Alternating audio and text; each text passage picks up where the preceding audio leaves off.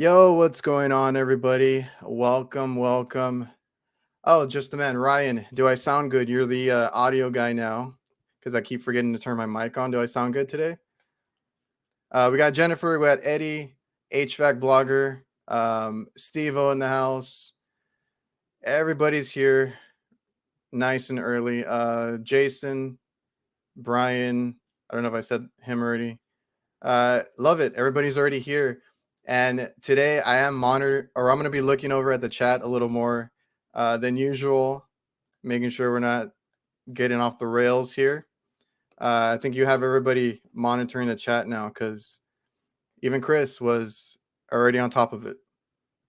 So welcome to the Reliable HVACR live stream podcast. If you can't stay for the whole show, you already know you can listen on the go wherever you stream your podcast.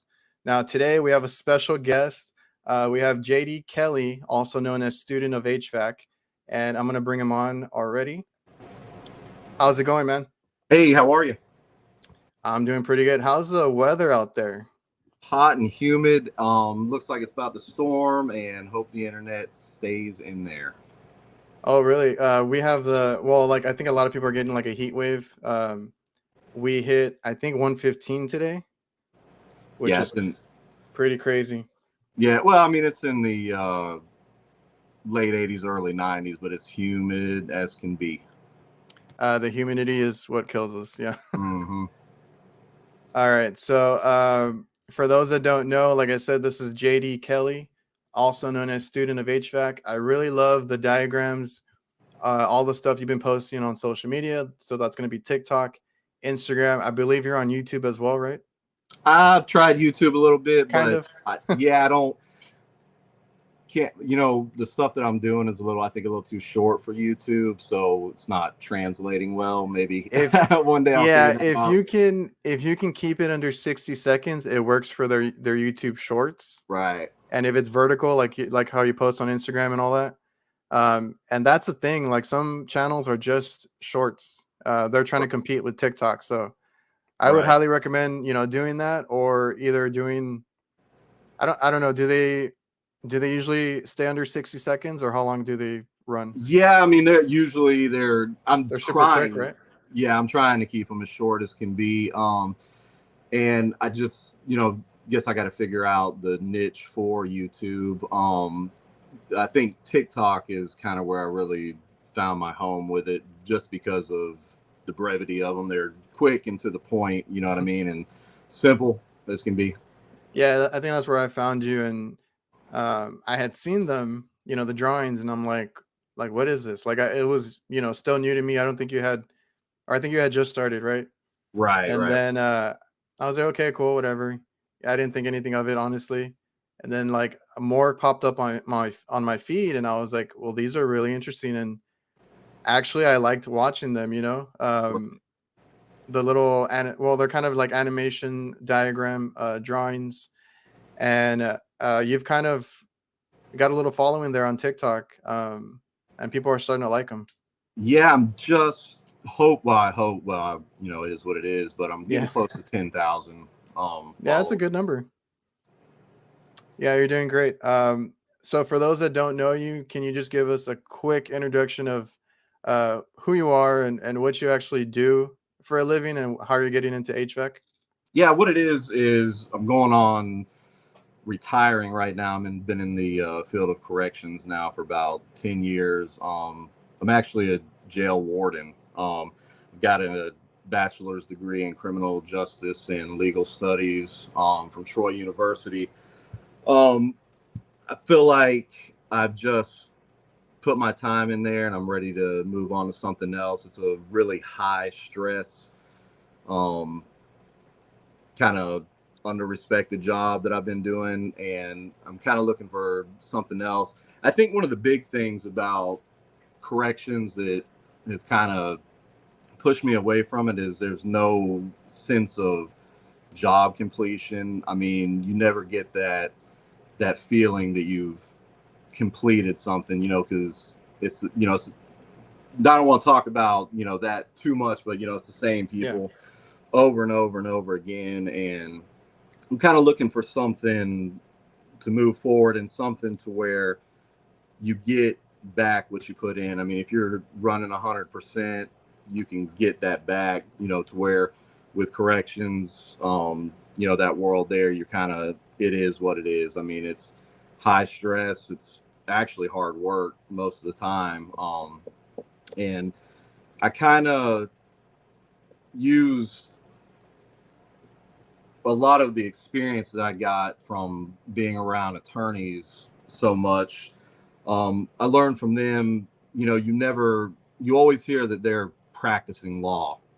They never say they're finished with learning. And that's kind of how I'm looking at the HVAC thing is I'm going to constantly be in a state of practicing it and learning, as I go. And that's kind of what I've been using the illustrations and stuff for. It's actually a part of my learning strategy, and it's a tool that I use. I'll get things like somebody gave me this Train evaporator unit behind me there, and I like to follow the wires through it and put it on my training board and then draw a diagram in it. And I found that by actually drawing it out and labeling everything, it helps me kind of retain the information.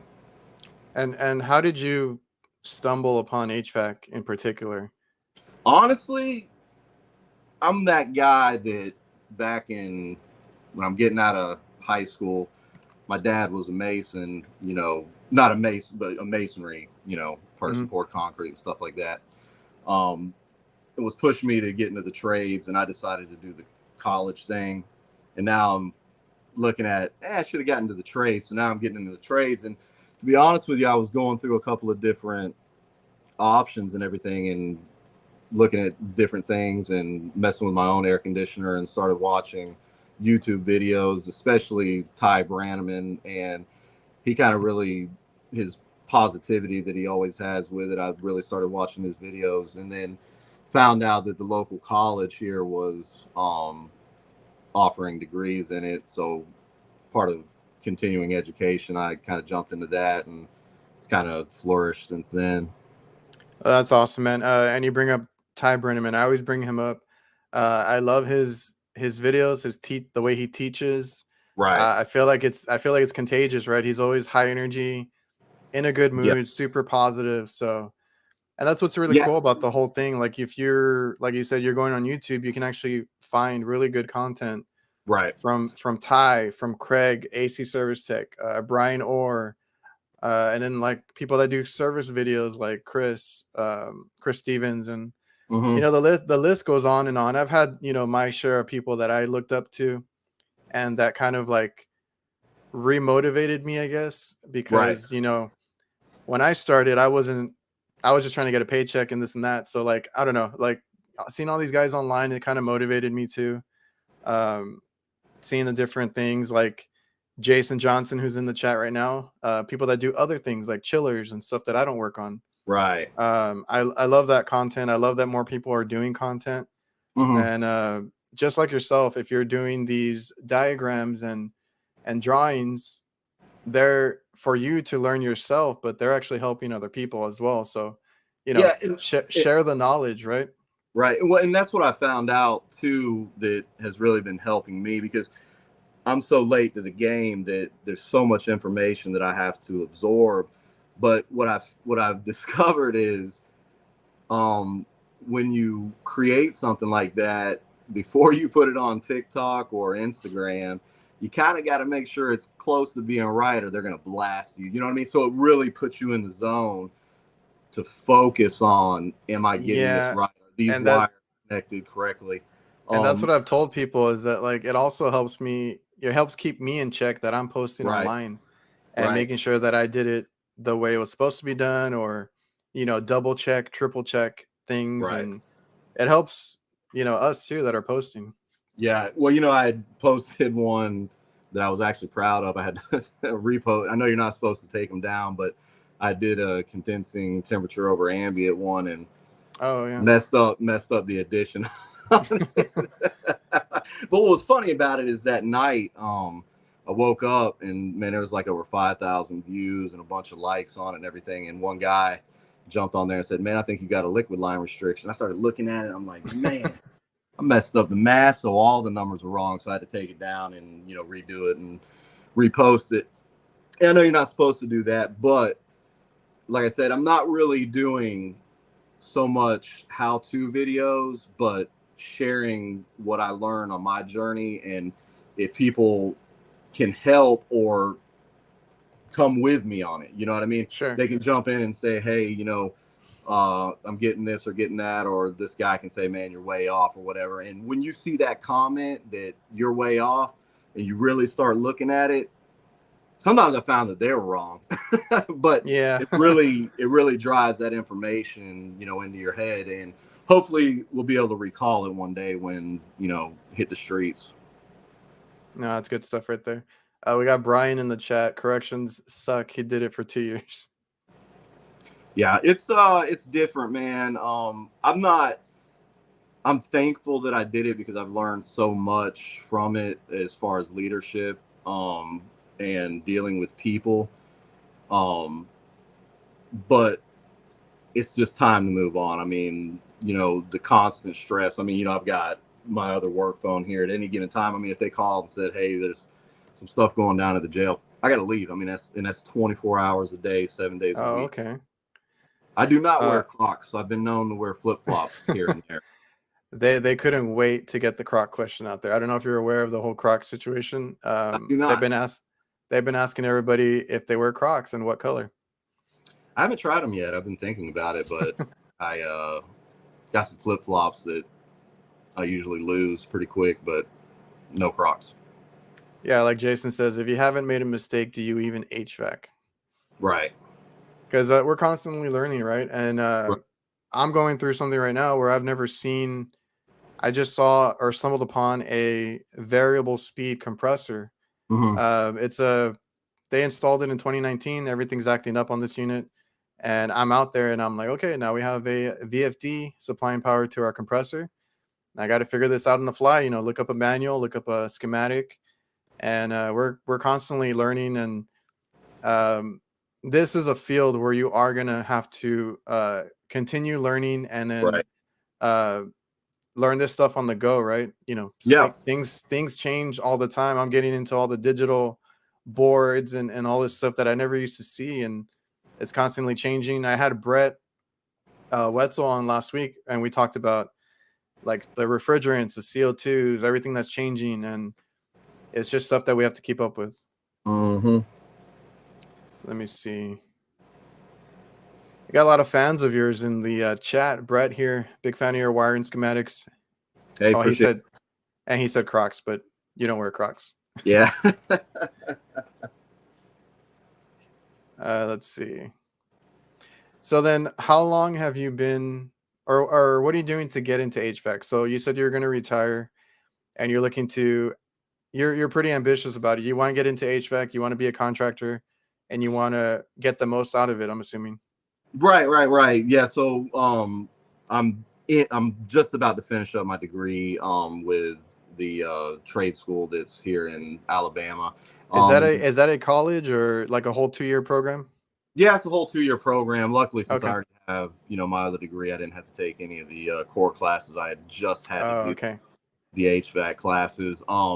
And it's going pretty good. Actually, the teacher I've got, I see a lot of stuff about trade schools, some negative, some positive, but yeah, I kind of, after having worked where I've worked and dealt with tons of employees and the MA stuff, whatever, I kind of see where the teachers are kind of coming from sometimes, because they're dealing with a lot of students in there that are kind of probably just there to get their Pell Grant and have never held a screwdriver, and then they're trying to deal with them. But this teacher that I've got here, I really like his teaching style because he is really for the hands-on stuff. I mean, all the different units that we've got in the classroom, if you exhibit that responsibility to it, he will absolutely let you go and take that thing apart, put it back together. He'll put bugs in it that you have to find and figure out. I mean, and we've got a wide range from the new technology all the way to the old stuff. I mean, and I really like getting in there and unwiring it and wiring it back, and the hands-on stuff is really what works for me. So they do a lot of stuff where you get to actually work on. I'm assuming it's like training. Is it training boards and like actual units that you're working on in school?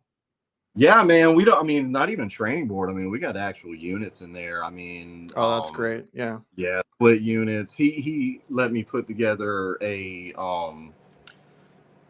and this shows my rookie here, but I was putting together one of those Mitsubishi inverters, kind of like the mini split looking guys, where it had the inside would look like a traditional evaporator, unit, and then it has also the multi heads, and it had that little, well, it had two. It had the splitters on the liquid line and the suction line, um, for the gas to flow through and everything. And it was interesting, brazing all that stuff together and figuring it out how to address the different head units and stuff like that, because it was totally different than the regular thermostat wiring. Sure. Yeah. Well, that's awesome. That's what I loved about the one I went to, because I also did the college route. You know, it was a Mm-hmm. 2 year program. I think I was going for electrical engineer, so that's where I took care of my core classes.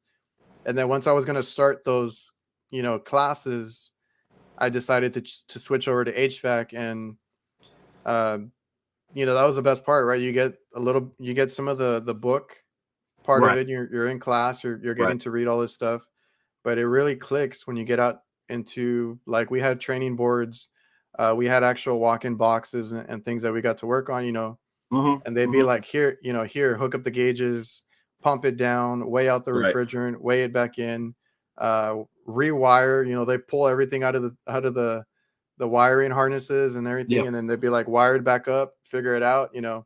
All that stuff helped.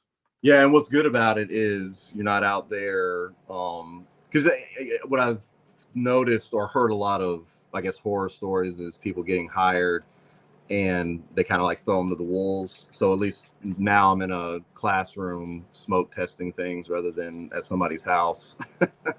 Yeah, we actually had in ours we had a what do you call it? It was like a little group. I can't remember what they're called now, but it was like, if you wanted to be in it, it was like after school activity type thing. Right. And they had a group of us, and I didn't always go. I didn't stay. I think I did it for 1 year, uh, and like help around the city. We would sell plates, Mm-hmm. different little things for the school. But we would also go do some work, like charity work, but it was HVAC work.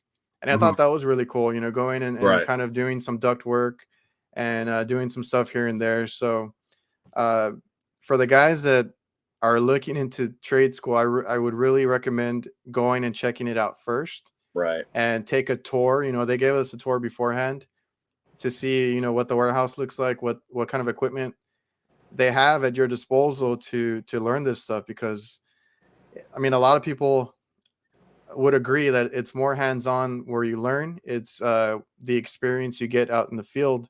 So the more of that you can get in the class, the better. So Mm-hmm. I highly recommend that. It's not necessary. A lot of guys just get out in the field.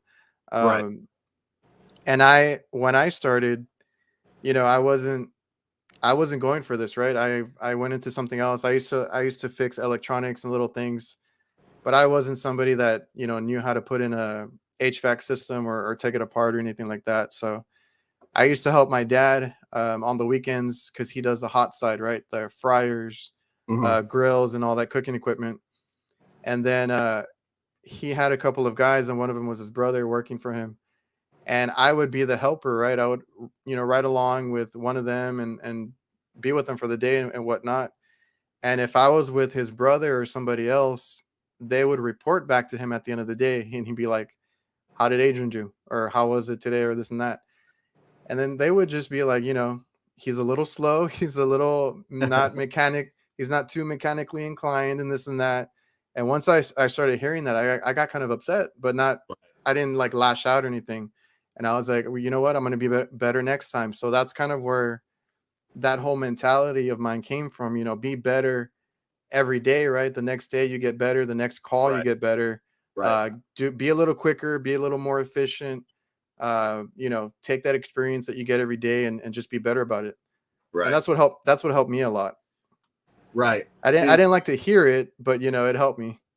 yeah, and I think that it's kind of probably going to be, I imagine it's kind of like anything. It's about getting those, repetitions in. And one of the things that I'm trying to do, well, I am doing, with the illustration and stuff, so I'm trying to build myself a reference catalog with them. That way, something I can, quickly reference, because, the information is out there. I mean, between Ty Brannaman and Craig Migliaccio and some of the other guys, Brian Orr and all them, that the information is out there. But I've run There's into no situations. excuse. Yeah, there's no Yeah, excuse. but just doing like the few things that I've done, with my internship and stuff like that, and coming into the game so late like that, I'm trying to build such a a quick reference thing that I can pull up quickly, because you can't pull up a video out there on the scene and scroll through 6 Yeah. minutes of looking for something. So my idea is just coming up with these quick reference cheat sheets that are colorful. You can follow them easy and swipe to the next one as you go, as you need it. You know what I mean? Yeah, here's a tech tie. I attend the YouTube University, the famous YouTube University where everybody just, Googles it. There is a fine line there with the homeowners trying to Right. look up stuff. Right. So that's always like that fine line that I think about when I'm posting. Mm-hmm. But you're not gonna stop a homeowner from looking up, their own equipment. Right. Right. All right, let me look at the chat real quick because they tend to get out of hand. I don't know if you've been here for the chats or Yeah. Yeah. okay. What's up, Angel? HVAC boss in the house. My boss hat. I don't have a hat on today, man. Uh, where was this comment that I had seen? Oh, Angel, I'm here thinking about leaving HVAC to law enforcement. Hey, whatever's good for you and your situation, You know but what's go interesting ahead. about that is, well, I guess I shouldn't say that. Okay, well, I'll say it like this. I've had two people leave HVAC to get into the field of corrections in the last couple of months. Hmm. So, the grass is greener. Yeah, it depends on on the situation, I guess. The only reason I would say to get into at least HVAC is we do a little bit of everything, right? You do a Right. little plumbing, you do a little electricity stuff, and refrigeration, and installing is another aspect of it. And you can get into way more avenues if you want to go sell equipment, you want to work in a parts house. I mean, you can really do whatever it is that you like to do in HVAC and never get bored because I think that's the main reason that I like doing this. I'm a commercial refrigeration tech mostly, so I travel a lot. So half of my day is usually driving. I don't mind that. I like being in different cities and seeing different equipment, whether it's a freezer, ice machine, an ice cream machine, walk-ins. There's a variety of it, and that's what keeps me engaged. Because like if I had to be in the same um, like building every day, it would drive me Mm-hmm. nuts. Yeah, and I'm gonna tell you what you guys got here too. What it seems like is every day you're should be feeling that sense of accomplishment. If you fix something, came to somebody's rescue because grandma's air conditioner wasn't working and she was hot, and I'm not complaining about it because it's perfect for some people, but I just wasn't. I am not getting that sense of accomplishment with what I'm doing, because it just seems like day in and day out it's kind of the same rigorous, stressful things over and over and over again. So I'm looking for these jobs, you know what I mean, that you can do, and at the end of the day, you're sitting there and that you have accomplished that thing. Yeah, that's one of the big things being in this trade. HVAC guide. What part of Texas? South Texas. If you've ever heard of Rio Grande Valley, McAllen, Texas. I'm basically by the Mexico border. I'm at the very bottom because everybody always says South Texas is like San Antonio or something like that, and that's like to me that's mid Texas. But coming to Houston, where are you from? HVAC guide, Josh. Um, Oh, and then on your point of the accomplishment feeling and all that, I've talked to a bunch of guys, and that's always like the main thing of it is a rewarding feeling after the fact. If it's a residential guy, they'll say that there's a family that didn't have cooling or Hmm. heating, and we get these drastic weathers in certain places, and they really depend on that HVAC equipment. Right. If you can get them by, or if you can get that Yep. thing going the same day, you save them a lot there, and you're the hero for the day Right. there. Right. And I get the same feeling when I'm fixing things because I'm a repair first person. I don't sell, I don't push things. I will give options if it's necessary, but I'll go in there and I'll try and fix it.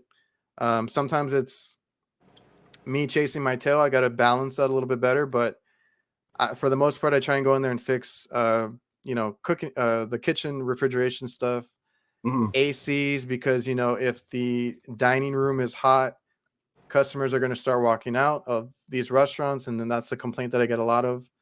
And if you go in there and you fix this, there's no better feeling. You figured it Right. out. Especially those tough ones. I've had those long days where it's like this AC or this freezer I'm working on is like kicking my ass, Right. and then I finally figure it out, or I finally get everything done, and it's like no better feeling. And I've heard that a lot from the guys that I've talked to, and it's like a common thing that everybody loves. Yeah. And I also like the challenges, so I love seeing new stuff and figuring out new problems that we've come across as well. Well, so what are you guys doing when you come across those completely foreign, units and stuff you've never seen or problems? I mean, what are the pros, accessing to solve those problems? Is it just something, trial and error every time, or is there, you know, Well, like I think nowadays you have a lot of resources at your disposal, so I could research either ahead of time or as I get the call, maybe I have time to do a little research on something. right? But like you have all this YouTube, right? I watch a lot of YouTube now. I watch a lot of the AC service tech and HVAC school stuff just to make sure that I'm up to date, or I Right. have refreshers of proper procedures and stuff like that. But as far as like equipment, it's just a lot of like reading manuals, Hmm. reading the troubleshooting pages of those, making sure you're familiar with all the error codes. They do tend to give you like, if this is happening, look for this or Right. whatnot. But a lot of times it's trial and error. And I'm like, yesterday I had like I said, a compressor that was giving out on me, and it was a variable speed compressor. I've never seen one. Hmm. So I have the luxury of being able to call guys now. Like Brett, who's in the chat. Steve, I think also was in here, everything HVACR. I can kind of call those guys and ask them, or bounce ideas off of them to see if they know what's going on. And that's another thing is you don't want to be too proud, you know, Right. if you don't know something, because I've been there before where I'm Hmm. like, I don't want to call anybody, I don't want to ask for help, and it takes me longer, or I just don't figure it out. So Right. uh, I know tech support can kind of suck sometimes, being on hold with them. But if not tech support, find. That's why we say it's important to network. Um, it's not only for. I mean, it helps your business if you know plumbers, Hmm. electricians, and other HVAC contractors. Because I used to look at them as competitors, but in all actually, it actually is like a help, a resource for you, because they might work on equipment that you don't know too much about. So network is a big thing, whether it's in person for local companies or online. Like I said, I talked to Brett now. Steve was in here. I'm able to call those guys and ask for their opinion if I need to. And then I also just, my dad kind of implemented, the old school way of checking things is like if we have a short or we're looking for something that's popping the fuse or breaker or whatever. I've had that a lot actually. Uh, Obviously you want to inspect things, so take your time and inspect visually if you see anything out of the ordinary, and then just start. You can go elimination by process of elimination, right? You Mhm. can go in there and just I'll disconnect the contactor to the compressor, to the blower motor, and then try and run it and see if it pops again. So there's like the old school way of doing it. There's new ways of doing it, but just don't be too prideful to ask for help, Right. and take your time, take a step back and kind of like go through the process. All the equipment, whether it's AC or refrigeration, is going to be the same. There's a refrigeration cycle, and there's a compressor. There's rejecting, so you're rejecting heat somehow. Right. A condenser, a fan. I know we have water cooled stuff now, but uh, it's all this. It's all doing the same thing. You're trying to cool a conditioned space, reject heat outside, and then it's just a bunch of safeties and controls in between. And Right. you take your time and go down the line. That's how I at least look at it. Right. All right, what's up, Chris? HVACR videos. Brett is like your local helpful Honda guy, except it's refrigeration.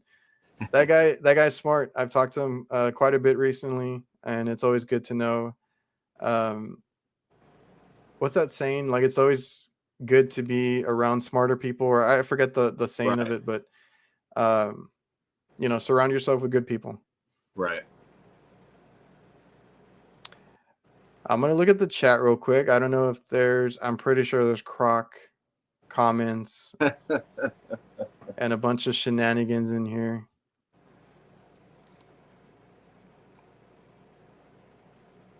Oh, we got Efren in here. This is a Pure on Parole. He is part of that HVAC visionary group. Mm-hmm.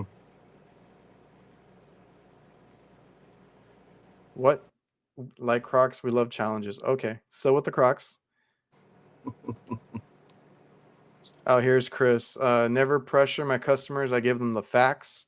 Let them decide which route they want to take. I actually really enjoy fixing versus replacing. That's where I'm at. I love repairing stuff. Right. It's kind of a bummer when they want to get new equipment, but sometimes they need it. Sometimes that equipment is like on its last leg, and you have no choice. But What? I'll go in there and I'll be like, I'll replace whatever you need, as long as it's you know in What? in their It seems. budget, I guess. It seems like too. How do you guys walk that line? Because it seems like it's one of those deals too, to where you're out there and you're looking at this piece of equipment and you can fix it. They're telling you, hey, I just want to go cheap with it. Can you just limp me through? But in the back of your head, it's gonna fail.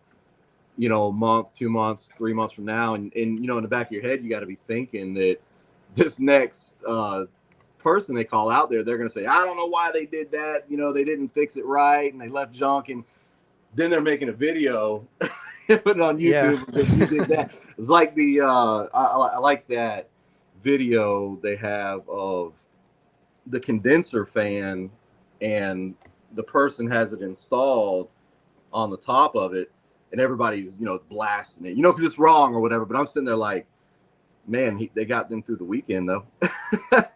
Who Hey, knows? Who yeah, knows what that customer told them? sometimes that's all it is. If I mean, I've done things here and there just to get them by over the weekend. Now, I don't. If you're bypassing, like I bypass pressure switches and stuff like that for the weekend, right? Right. As long as everything's working, in case those are faulty. Sometimes they're just faulty and they don't want to open back up or whatever, or close. So I've done that. Now, if you leave it like that and don't go back to it, that's when it's like a little like, oh, you didn't do what you were supposed to, Right. and you didn't actually fix the problem and this and that. So there's two ways about it.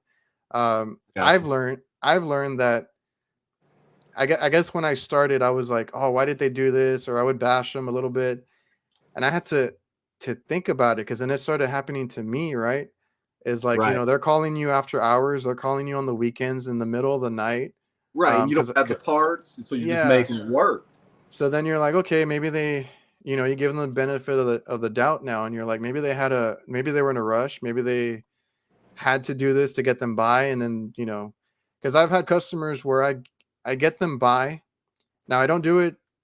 I don't leave it like that, like especially like pressure switches where it can kill a Right. compressor Right. Sure. or anything like that. But sometimes, like the VFD thing for the blower motor, um, that ramps up and whatever your blower motor, and it's supposed to be more efficient. Hmm. Those give out a lot, and we end up those are easy to bypass, right? And it's not doing any harm. It's just not as efficient as it was before. A lot of customers on things like that where it's like a extra safety and extra um, more efficient type of deal, they might not want to pay for it. So then I've had to explain that to people like, oh, I didn't go back to replace this, or they didn't want to upgrade, or something, because Right. I'm not doing work for free either. Right. So as long as the system is working and we're not, sabotaging it to where it's, like I said, the first thing that comes to mind is like a high pressure control. That's a safety, right? If the compressor gets too hot or anything like that, because of condenser fan could give out or a coil could be plugged up. That safety is for that to cut it out. Something like that, you're sabotaging it if you leave it like that, because Right. eventually that compressor will die and Right. go bad because it's just going to keep trying to run. So, yeah, I've had to explain to people because it's happened to me. Like, I'm like, I either get them by for the weekend or something like that, where it's like an efficient thing, like on the blower motor. It'll run fine if I just give it direct power off a contactor, but the customer, if they're not paying me, I'm not gonna go and like put things in for free or do stuff for free. So there's Hmm. always like two sides of the story, I guess. Right. Right. And Right. you gotta roll with the punches when you get out there and think on your feet. Right. Efren, how do I get okay? Efren, I appreciate the super chat, man. What is everyone's 5-year goals? What is the most interesting and intimidating part of HVAC in your opinion? Interesting is definitely the variety that I've noticed from one unit to the next, and that I'm assuming, that probably just about every unit you go out to is going to be a different adventure with it, depending on the way it's set up or the problems that you're facing with it. The intimidating part for me is going to be making the transition, because I'm not in a situation to where um, I have to do this or I don't eat. I'm actually taking the chance of losing, you know what I mean? Because I've got a pretty good job now, but I'm wanting to make that transition. So it's really intimidating to me and important that I make the best use of every chance I get to study, or every conversation I have, with you guys, or everything that I post and comment that I get. I have to make the best of that and take it serious, um, because I don't have all that time. I'm starting over right now. I mean, I don't have all Mhm. that time to really make those mistakes. You know what I mean? Because as I transition off of the career that I'm doing right now, I got to be, I'm thinking, is this the right thing? And I always get to thinking, and I was going to ask this too: is this one of those deals to where when you buy a new car, you start seeing everybody's got that same car? Because since I've been doing this, it seems like every van I pass on the road is an HVAC. And is it a saturated market? You know what I mean? Is there too many people doing it now? Okay, I've actually had that like when we started, right? So we Mm-hmm. started, there wasn't too many companies out there that did um especially that did hot side and cold side Mm-hmm. and AC, everything in one. So we try to be an all-in-one company. I started seeing more and more, but the funny thing is like a lot of them don't last. So Right. for a good while, around here, I saw a whole bunch of HVAC companies like pop up. And I feel like it's an up and down thing. Like every now and then we'll see like a ton of new vans out there, Yeah, like a you know, gimmick. new vehicles freshly wrapped, and they pop out of nowhere. So I mean there could be a thing where, you know, people get ambitious, right? They come out of school and they want to be that business owner like right away. Mm-hmm. And I feel like a lot of people get into it too deep, too quick. Mm-hmm. And you know, that we started real slow. We like I used to be a helper for my dad on the hot side, but we weren't buying new vehicles. Like I've seen that mistake from a lot of guys too, is buying new vehicles, getting it wrapped, you know, getting in debt before they even start. At Right. least like too far into debt, because every business, you know, it's an investment, and Mm-hmm. you are going to put money into it first, get yourself a loan, all that kind of stuff. But um, and then they hired too many people, and that actually happened to us too, where we hired too many people at first, and it Mm-hmm. was hard to keep up, you know, with payroll, and stuff like that, and making sure we had enough work and all that. So I don't know. I've noticed that too, but I feel like if you pay attention, it goes up, and Mm-hmm. then they'll start to like dwindle down.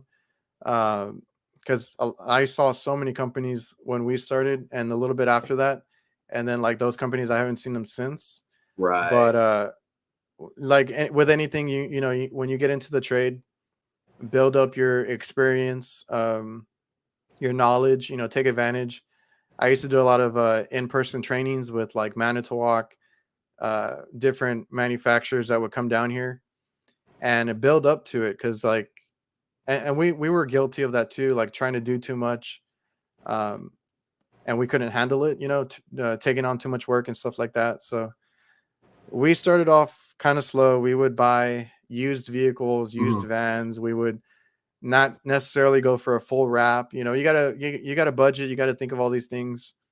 And as far as like being too saturated, I don't think it'll ever be too saturated. I know that everybody always says that we always need good techs. You know, we're on a shortage and things like that, and it kind of is true. But for the most part, there is, the way I see it, there's work for everybody. Right. So even though I live in a small area, a small town, um, there's restaurants being constantly built year after year, new Mm-hmm. buildings going up, apartments going up, houses being built. Like everything has an air conditioner, heating, Right. everything has, as far as us, because we do kitchen work, there's restaurants, you know, those are never closed down. I feel like there's always going to be work for everybody. And I there's work, um, it can go around. I don't think it's going to ever be too saturated to where Right. you're going to struggle to look for work. Now, you can't be too picky when you start, right? Right. So, like us, we went around and looked for work, and we didn't like to turn away work because we never knew if our customers were going to stick around, if we are going to get more work from them. So the only thing is, at the beginning, you might not be able to be picky, Mm-hmm. but once you build up your reputation, word of mouth is actually the best advertisement, at least for us and a lot of people that I've talked to. So building up your reputation, uh, getting your vans out there, you know, just doing good work, taking pride in your work, goes a long way. And after a while, you know, we were picky. You know, we only do a few national chains now. Mm-hmm. We try not to do too many of the smaller markets because, you know, they tend to not pay sometimes, or you have to keep bugging them to pay. So all of that comes with time. And I don't know. To me, there's always going to be work for everybody. I even have the issue of like people ask me for residential work. I don't like to do that. So I have a Mm-hmm. buddy that has a company in town also. So I'll give him work. And in turn, he doesn't like to do kitchen work. So then he'll give me work. So we kind of Yeah. do it that way. I don't see him as competition. You know, it's like, Mm-hmm. you know, you can do the stuff that I don't want to do, and I'll do the stuff you don't want to do. Right. Right. Right. And I don't know what are y'all talking about now? I guess there's a new topic in the chat now. I'm going to get to it in a bit. Efren says, what is your 5-year goal? 5-year goal. I should finish my degree actually in fall of this year. So, in December I'll have, my degree. Then I want to pursue the contractor's licensing in Alabama. And I don't know if we said this earlier or not, but you have the choice of, you have to have 2 years experience with a contractor, or the 2-year degree. But I'm kind of thinking that probably in this line of work, you probably have to start off working for somebody. I mean, does that sound right? I mean, it sounds too ambitious to hit the ground talking about, hey, I've got this new company, start hiring me. I mean, It's up to would you you. recommend working with somebody for a little while, just get your feet wet a little bit? That'd probably be the best way, but uh, I don't know how it is like over there. I know you said that it's either or, because here it's both. Even though I went to school, I still had to get, I don't know if it was like 3 years experience before I was allowed to even take my test. Mm-hmm. So we had to work with somebody. Now it wasn't, they didn't do commercial refrigeration. They just did, AC work. So Mm-hmm. I didn't do too much of what I do now with them, right? So I did learn a lot on my own once I got into the field. Now I was being ambitious because my dad started this company, and he didn't want other companies in the restaurants with him, right? So if Right. they would call him out to a fryer, and then he's like, "Oh, I don't do coolers or whatever, or freezers," then they're like, "Oh, we got to call somebody else." So Oh, I gotcha. he kind of put that on me, which it's fine. It ignited that. It started that for me because I didn't know what I wanted to do, Mm-hmm. and I went that route. But um, yeah, I was gonna ask you. So you want to take on that headache like right away? Well, Because the other thing is, if you do work for somebody, or if you want to do this business, you can start small, obviously. Friends and family, go work on their mm-hmm. HVAC system, kind of get your name out there, but don't take on too much. Like I said in the Mm-hmm. beginning, if you do want to go on your own right away, start small, start like going house to house, or things like that, and get some experience, because Right. the experience is key, because you're going to make a lot of mistakes when you start, no matter what. Right. Right. And Efren, if you're asking me, my 5 years, in 5 years, I want to be like HVAC boss, who's, I don't know if he's still in the chat. He has a fleet of like 20 vans out there in California. One day. Let's see. Blogger, Maryland needs 3 years to eligible for a journeyman, 6 years for masters. Every state is different, Yeah, which and I is could which be. is weird to me. Yeah, I could be misquoting it because I haven't. When I first started, I was looking it up, but I'm pretty sure it was 2 years experience or 2 years uh, degree, which I could be off a little bit on that, but Yeah, um, it's because every state is different too. So I get that question a lot about the whole getting a license and stuff. I'm like, I know what it is for Texas, mhm, right? And I found out that some states don't even require you to be licensed to do work. You can go do work and be on your own and all that without anything really. right, wow, Yeah, I wish there was a nationwide type of deal, but there's not. hmm Okay, so we're at 50 minutes. I have questions that I need to pull up, but um, you're currently going to school, right? uh-huh. Are you doing any work besides that? Yeah, well, actually, I'm doing an internship with them, and obviously, friends and family call me, and I play with that. But Okay. I have a actually the one of the local guys gave me a bunch of units that I work on here. I've got a couple of carrier package units and stuff like that, and keeps me pretty busy. I use it as training. You know what I mean? So they're like older broken down units. Man, it's kind of a variety of all kind of different stuff. Yeah, Oh, but some of them nice. are broken down. Some of them, some of the split units. There's they wanted to upgrade or whatever. So there may be a small leak here or there, or they just wanted a newer unit. So it gives me a good opportunity to try a little bit of everything. So you get to, kind of mess with them and figure it out. Mm-hmm. And then I'm gonna how be did honest the with, I'm gonna be oh, go honest with ahead. you. I like tearing them completely apart and putting them back together. And I feel like that's what everybody how everybody like kind of gets into it. Like either Mm-hmm. you did that as a kid growing up, or you just like started doing it. And yeah, that's a cool part, taking apart things, breaking them all the way down, figuring out all the wiring, Mm-hmm. and then, being able to put them back together. It's not, not for everybody. I don't think everybody can do this trade, but if you put your mind to it, take pride in your work, that goes a long way. Now, as far as your social media and your drawings and stuff, how did that come about? How did you start that? Um, Honestly, just as a study aid, I was working on something for class, and it was we had a wiring test coming up, and really what was bothering me is the unit was one of those units that, this wire was this color, and then it was spliced onto this wire that was another color that went onto another, that kind of stuff like that, and it was driving me nuts why there was no continuity through it. You know what I mean? So I took a bunch of pictures of it and broke it down. And, in my illustration, I had the continuous color through there, although that's not likely, how it's usually going to be. But it helped me see the actual path to, the different things as far as, the G wire, where it's going, where it ends up, all the way through, the Y wire, where it goes, where it ends up, what it attaches to, all that kind of stuff.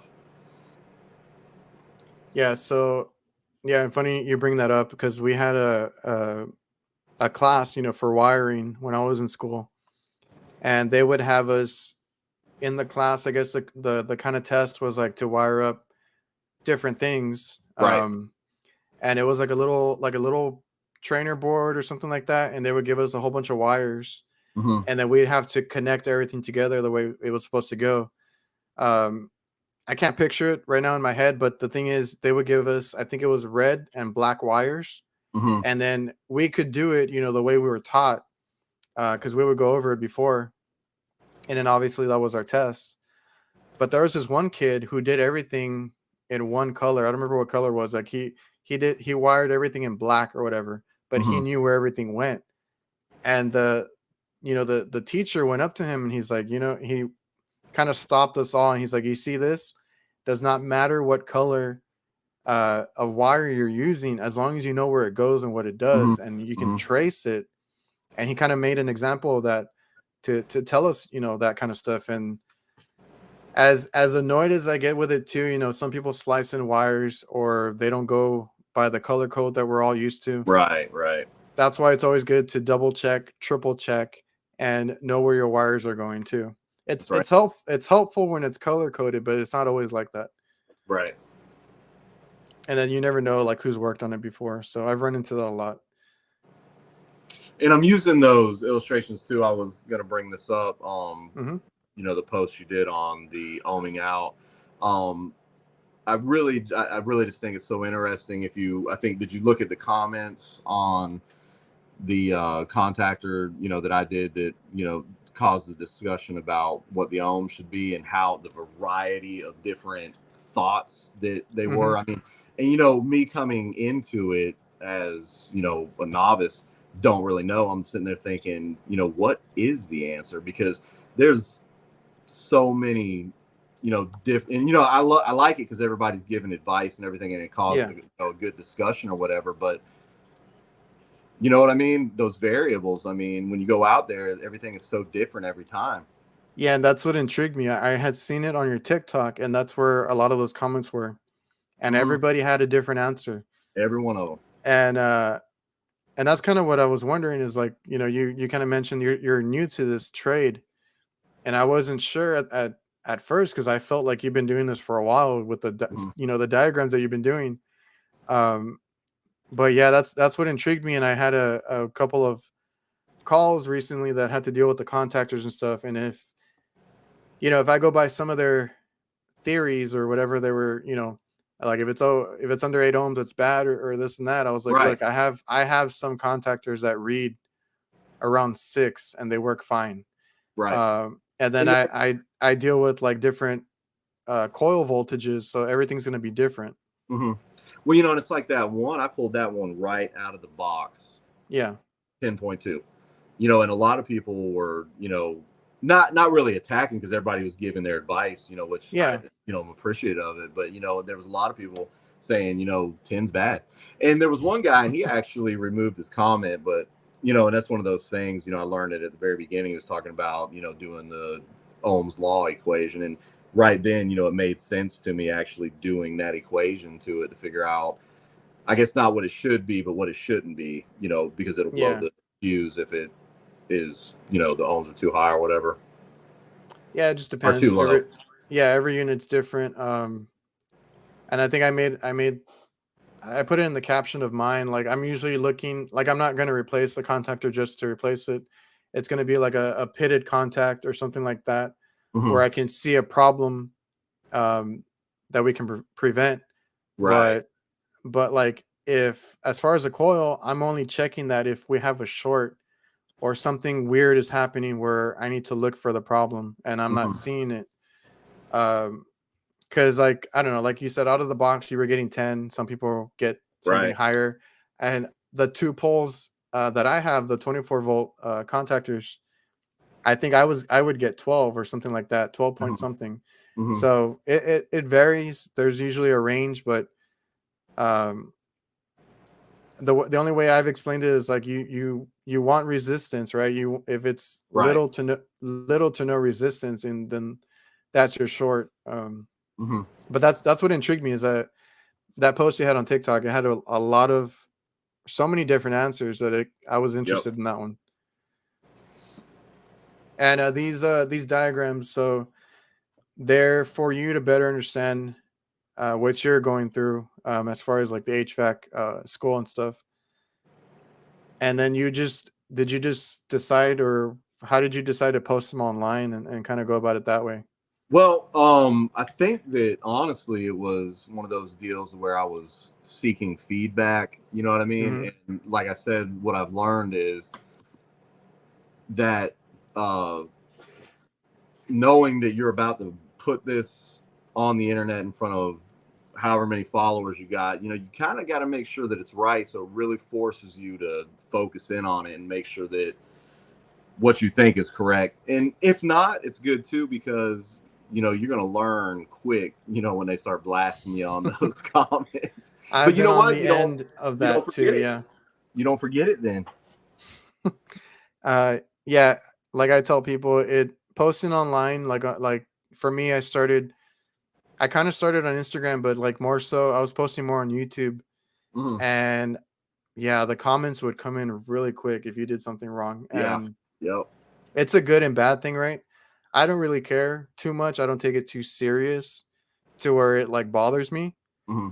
but it does make me a better tech because I'm consciously thinking about like what I'm doing, if I'm doing it the right way Hmm. or as best as I can, right?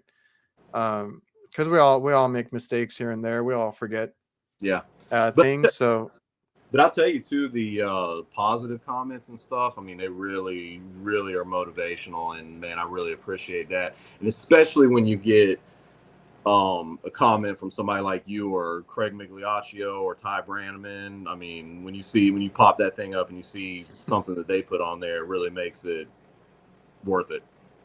yeah, that's the good thing about it, is that it's gonna be like 90. I think it's better now, more so. It's like 95% or more positive, right? Right. Um, and if there's any issues, it's cool when it's like good criticism, right? Yeah. Um, Yep. Constructive criticism, or just something like, "Hey, you missed Yeah. this, or you might want to do it this way," and it benefits you as the person posting it, because then you might learn something from it. For I've learned sure. plenty For sure. plenty of things from commenters, because I don't know everything, honestly, and if I run into a situation, maybe I got them by, but maybe there was something that I was missing or whatever. Hmm. Because I'll post it and I'm like, I don't know if this is the right way to do it, but I got it going or whatever. Hmm. Or maybe I went around it and I could have saved myself a lot of time by doing it a different way, and then that comment comes in. I like those Right. comments. I like getting Right. criticism Right. like that. That's helpful. Right. And I think what it is too is, being kind of like an outsider or whatever, what it is you guys have a really great community. Like you were just saying, 90% of it is positive and encouraging, rather than the constant negativity. Because, like I said, most of the ones that I get that are criticism is usually somebody trying to help, not just trying to, put you down or whatever. Yeah, every now and then you do get those people that like to troll, but Yeah, flyby guys. uh I mean, what's that all about? I don't know. They just want to start a argument and then Yeah, you can never win, honestly. nah. All right, Brett over here. If you're gonna teach, don't be a dick. So, do you have a different personality when you teach, Brett, or how does that go about? Let's see. Oh, and somebody had mentioned the weather. Was it Jason? Jason, what temp did you get up there? And what city are you in again? But down here we got it was over 100, but with the humidity and all that, they give you that real temperature, and it was like 115. Mm. Hot. Okay, so let me pull up the questions I had on Instagram. I don't know, Nestor, are you in here? Blogger, you already asked about the Crocs, I think. That popped up on my Instagram too.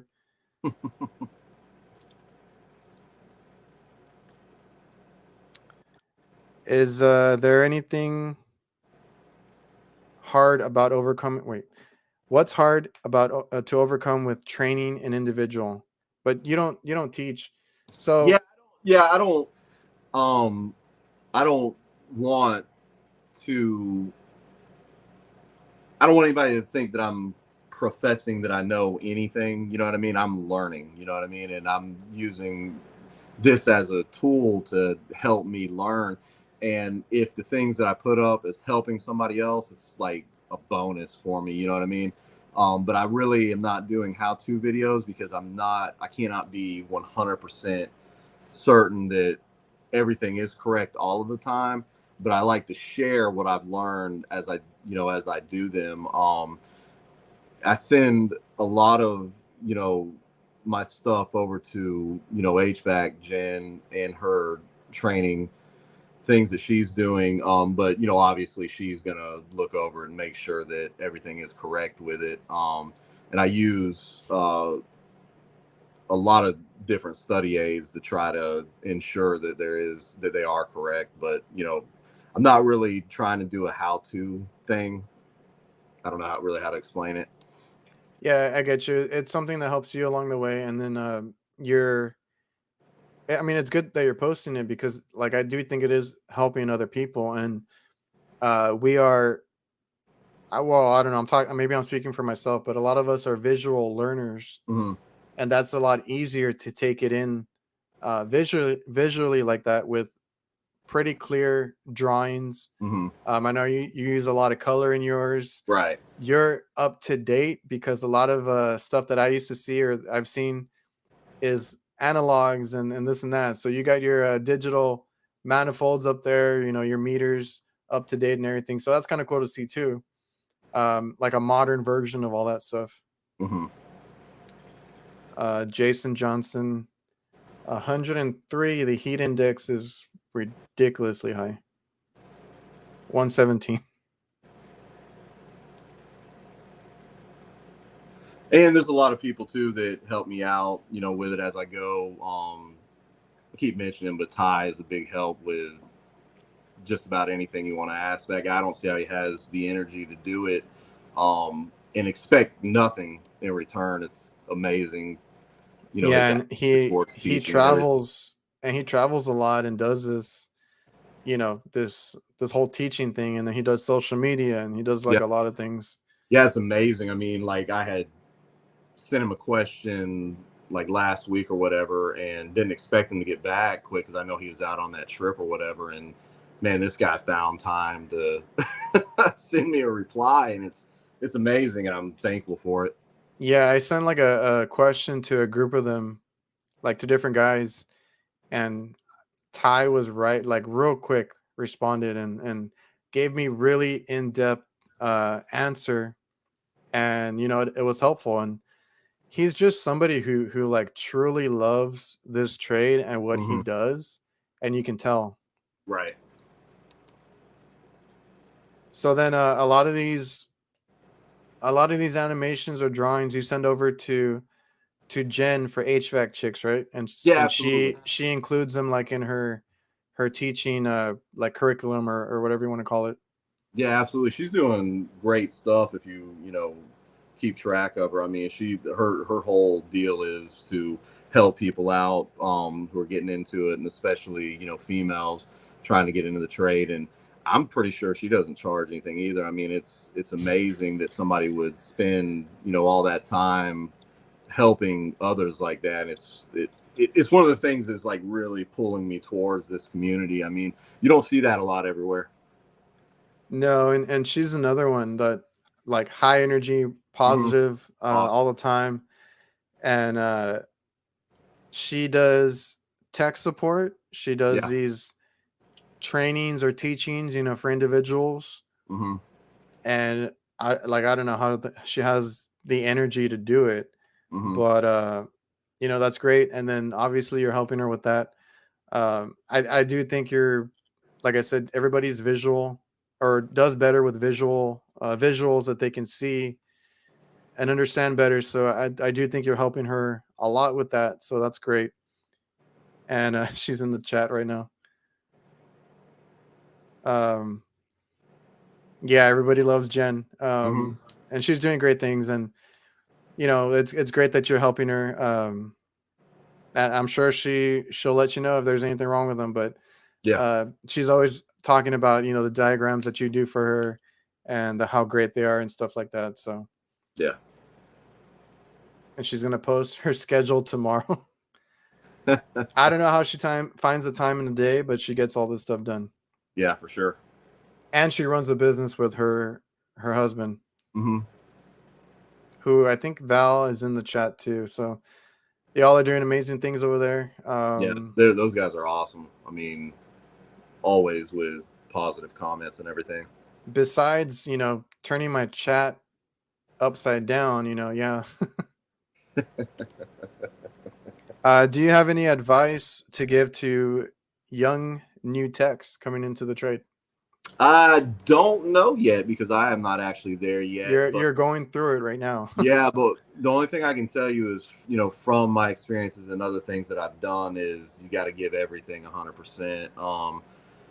Every job that I've ever taken, including the corrections thing, is, I've given it 100%. I mean, I went through the schooling for that. I mean, I studied Supreme Court case law and stuff like that to, better constitutionally protect the jail and stuff like that. It's just knowing and studying all those things. And I'm right here with you. I mean, like I said, I'm late to the game, but I'm pretty familiar with learning. And what you have to do is develop a strategy, figure out what your learning style is, and then not just knowing that learning style, but developing a strategy. And what mine really is I'm a visual learner, and I used to be a reader, but I think as time has progressed, I don't read quite as much as I do. But what I do now is, I'm drawing this stuff out, and I found that once I have talked about it, I'm not saying that I'm teaching anything, but if I have taught somebody something, it really locks it into my mind. You know what I mean? If I can have that conversation about like ohming out that contactor and stuff like that, it locks it in, and it's having that conversation because you can read, any of that stuff, but whether you retain and comprehend it is a totally different story. And I found that by having that conversation, it pulls it up and develops it in your mind in a way that can be used.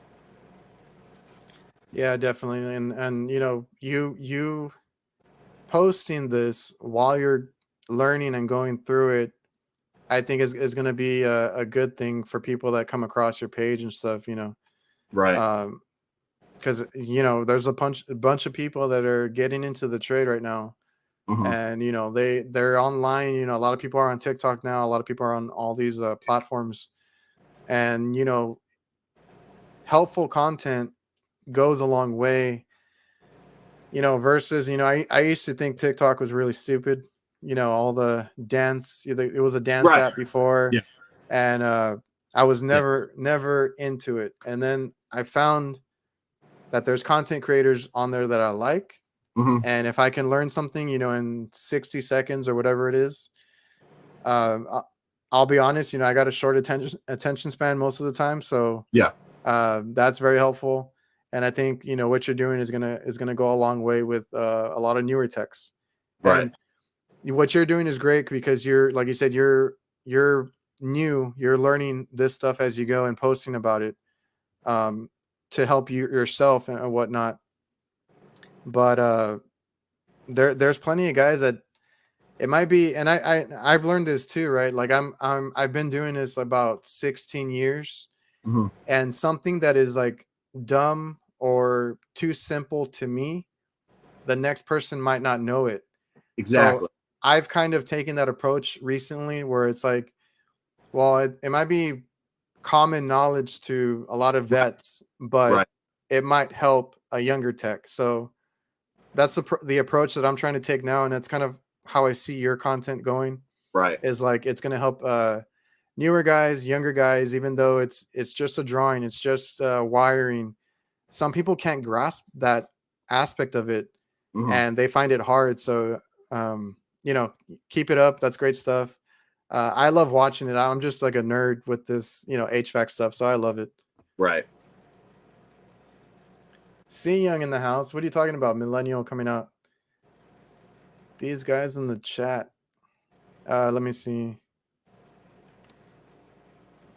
Pat's in the house. Commercial Kitchen Chronicles. We got a full house right now. I was looking for Brett. Brett's like, she doesn't work. Val does. I did get your text, Val. I mean, Brett. But am I supposed to be showing that stuff on the chat? I mean, on the stream. I don't know if that's confidential. Brett also does training, so he's showing me the Houston training facility that they have, which I need to go up there. I mean, I'm not that far away, but you can never stop learning in this trade. So like I said, I took advantage of all the in-person trainings, manufacturers.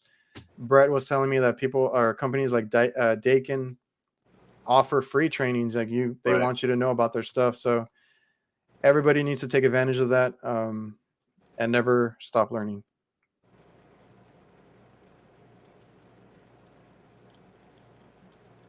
I don't know what I'm trying to go through the chat, but I don't know what they're talking about now. Okay, so I think I think we went through some of the stuff that I got asked for or asked about on Instagram anyway. Let's see. Pros and cons of being an HVAC tech or versus a licensed contractor. An HVAC tech can clock out and a contractor cannot, because most likely you're running a business and you're on call 24/7.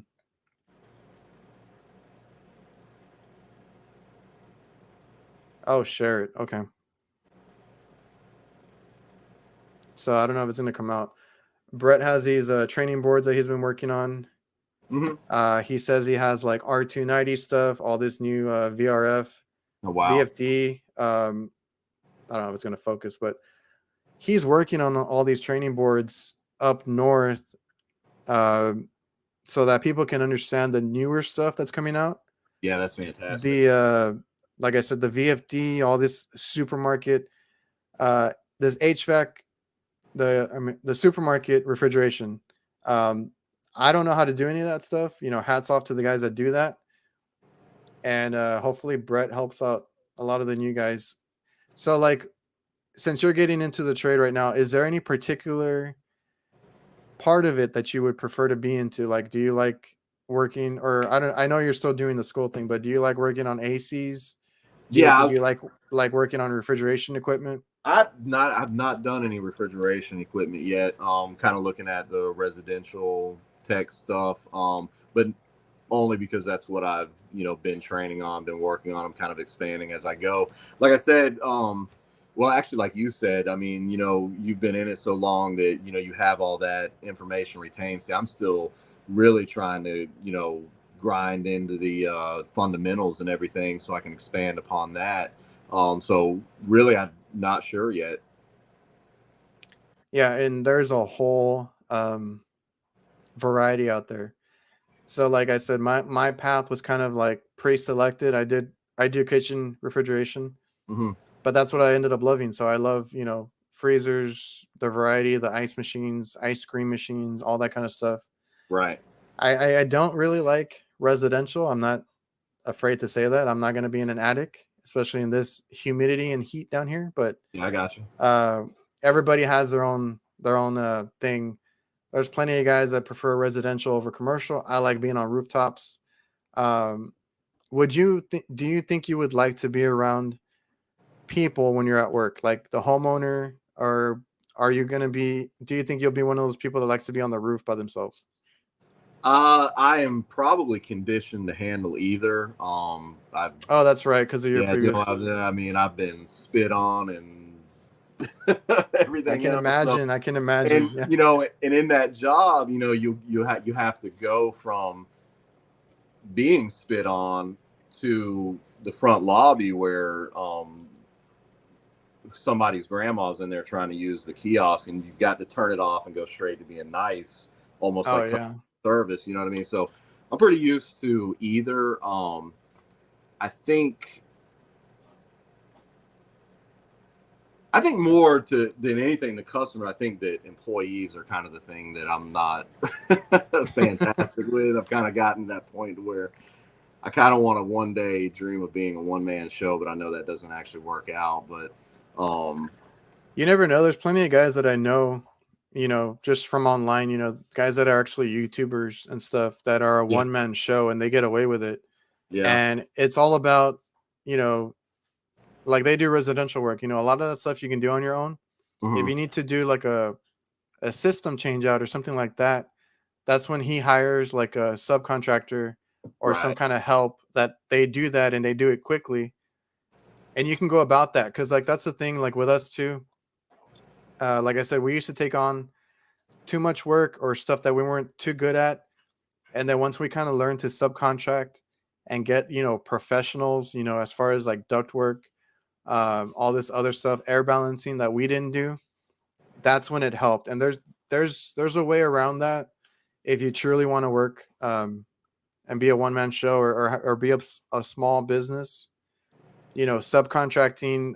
That's why I said networking is going to go a long way because then you can get somebody that might do something you don't and that right, can come in and help you out, and you all like you pay him whatever his rate is, and everything gets billed back to the customer, and you can figure it out that way. right. So there's ways around it. We kind of have to figure that out too when we started. All right, so we're at an hour and 20 minutes. I don't want to keep you too long. I'm gonna go through the chat real quick. Hmm. If you ever need to dip out, that's fine. Just let me know. Hey, you calling it, man? All right, man. I think Blogger was in here. If I worked in the kitchen field, I would require a meal after every call. Now there's two ways. There's a couple of things about that. One, if you are okay, I used to work at a lot of restaurants that were like 24-hour uh, breakfast places.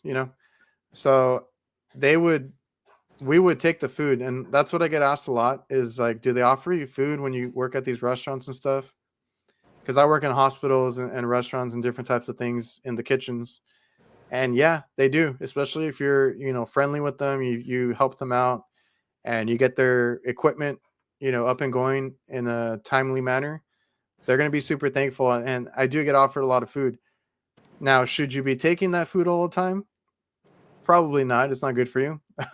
I think that's one thing that we struggle with as HVAC techs is we're always on the move, always on the go. So what do? You either eat if you work in a restaurant, um, and that kind of kitchen equipment, or you pick up fast food. Mhm. So that's a hard part to get around Right. because you can easily, gain a lot of weight or be eating the wrong type of food on a Mhm. daily basis. So that's a hard struggle. I'm not gonna lie, and I got really tired of that restaurant's food because I used to eat it every day, and they would be like, "Oh, come on, we'll make you something," and it gets tiring after a while. And then not only that is like then they'll joke with you like, "Hey, can we pay you with a dinner or this and that?" And I'm like, "No, no, no. Like, keep your food. I want to get my invoice paid." So there's a few things when you do that, and I actually had some guys that worked for me that would sometimes they would be like, "Hey, toss me a plate or whatever to the cooks because we make friends with the cooks all the time. We're in the kitchen a lot. We talk to the cooks, we conversate with them, and they're usually the people that you want to ask, when did this stop working? What's wrong with it? This and that. You want to ask the people that are actually using it. So you become friends with a lot of these cooks, and then one of our guys was known for eating every day or taking the food every day, and then they kind of look at you a little bit differently sometimes, especially like the managers that are a little uptight. So Mhm. Nesto, that's a fine line there, or Nestor. You don't want to be taking the food all the time.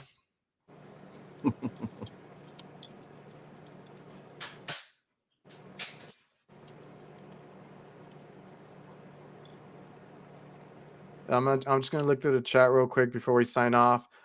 For you guys that don't know, JD Kelly is student of HVAC on all platforms: TikTok, Instagram, YouTube. You should really get into that YouTube short stuff. Post them on there.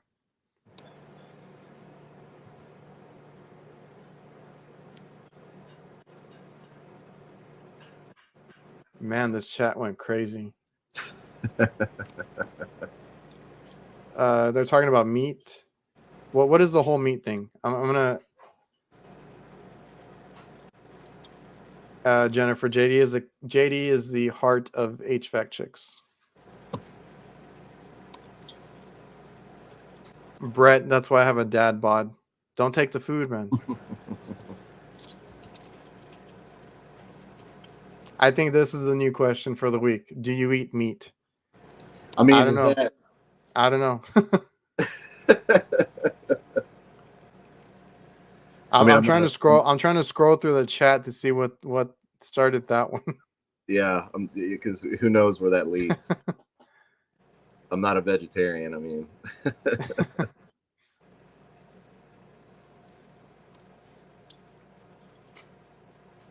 All right, man. I need to figure out something with the chat, like so I don't get lost in it. But is there anything you wanna sign off with? Say anything before we get off.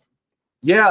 Just guys, check out my stuff there, and don't look at it like I'm somebody trying to push anything off on anybody or be a know-it-all or whatever. I mean, jump in there and help me out a little bit with it. If you see something I'm doing that could be adjusted or edited or whatever, advice, let me know. Throw a comment on there because it's not only helping me, but it's helping anybody else that's reading through or looking at those posts.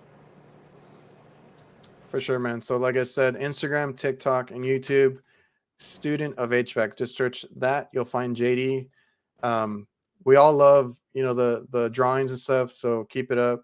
Appreciate it. You're doing really good on TikTok for sure. And I think your Instagram is gonna take off pretty soon. So Appreciate it. if there's no other questions in the chat, Brian here, thanks for doing what you do, JD. If there's no other questions in the chat, we're going to sign off. All right. Yeah, I don't think there's anything else. All right, so see you, JD. Have a good night. Appreciate it. Thanks for everything. No problem. And I have to do an outro. You can stay on if you want, or you can dip out. So I'm gonna cue the outro music, and I will see you guys.